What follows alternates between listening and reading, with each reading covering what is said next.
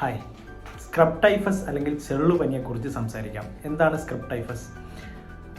റോഡൻസുകളായിട്ടുള്ള അണ്ണാൻ, എലി തുടങ്ങിയവയിൽ കാണുന്ന ഒരു തരം ചെള്ള് പരത്തുന്ന, ചെള്ളിൻ്റെ മുട്ട വിരിഞ്ഞ് ഉണ്ടാകുന്ന ട്രോംബിക്കുലോയിഡ് മൈറ്റ്സ് വിഭാഗത്തിൽപ്പെട്ട ചെള്ളിൻ്റെ മുട്ട വിരിഞ്ഞുണ്ടാകുന്ന ലാർവ കടിച്ച് ഓറിയൻറ്റ സുട്സുക മുഷി എന്ന് പറയുന്ന ബാക്ടീരിയ ഉണ്ടാക്കുന്ന ഒരു അസുഖമാണ് സ്ക്രബ് ടൈഫസ്. അത് കടിക്കുന്ന ഭാഗത്ത് ഒരു പ്രത്യേക തരത്തിലുള്ള ബ്ലാക്ക് കളർ, അവിടുത്തെ ടിഷ്യൂ, അവിടുത്തെ കോശങ്ങളെ നശിപ്പിച്ച ഒരു പ്രത്യേക ബ്ലാക്ക് കളർ ഉണ്ടാക്കുന്നതിൻ്റെ അതിൻ്റെ ഒരു പ്രത്യേകതയാണ്.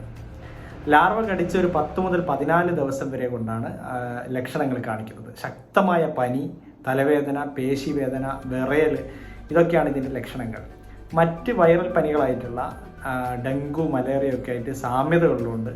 ഇത് ഡയഗ്നോസിസിലെത്താൻ വേണ്ടിയിട്ട് ചിലപ്പോൾ സമയമെടുക്കാം. ഒരാഴ്ചയൊക്കെ കഴിഞ്ഞാലാണ് ഇതിൻ്റെ ആൻറ്റിബോഡി ടെസ്റ്റ് പോസിറ്റീവ് ആവുകയുള്ളൂ. ഇതിൻ്റെ ലക്ഷണങ്ങൾ, അതുപോലെ തന്നെ ഇതിൻ്റെ ഒരു എൻഡമിക് ആയിട്ടുള്ള ഏരിയയിൽ ഇത്തരം ലക്ഷണങ്ങളോടുള്ള പനി കാണുക, അല്ലെങ്കിൽ ആ ടിപ്പിക്കലായിട്ടുള്ള എസ്കാർ കാണുക, ഇതൊക്കെയാണ് ഇതിൻ്റെ അസുഖം ഡയഗ്നോസ് ചെയ്യാൻ വേണ്ടിയിട്ടുള്ള ക്ലിനിക്കലി ആണ് ഇതിൻ്റെ പ്രധാനമായിട്ടും ഇതിൻ്റെ അസുഖത്തെ ഡയഗ്നോസ് ചെയ്തത്.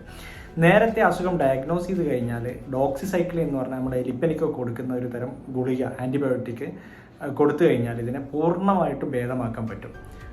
ചികിത്സിക്കാത്ത പക്ഷം 40% ആളുകളിൽ വരെ മരണം സംഭവിക്കാൻ സാധ്യത.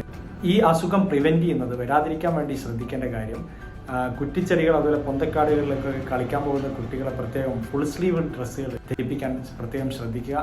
അതുപോലെ അത്തരം സ്ഥലങ്ങളിൽ കളിച്ചു വരുന്ന കുട്ടികളെ വീട്ടിലെത്തിക്കഴിഞ്ഞാൽ നന്നായിട്ട് സോപ്പ് തേച്ച് കുളിപ്പിച്ചതിന് ശേഷം മാത്രം പുതിയ ഡ്രസ്സുകൾ അണിയിപ്പിക്കുക.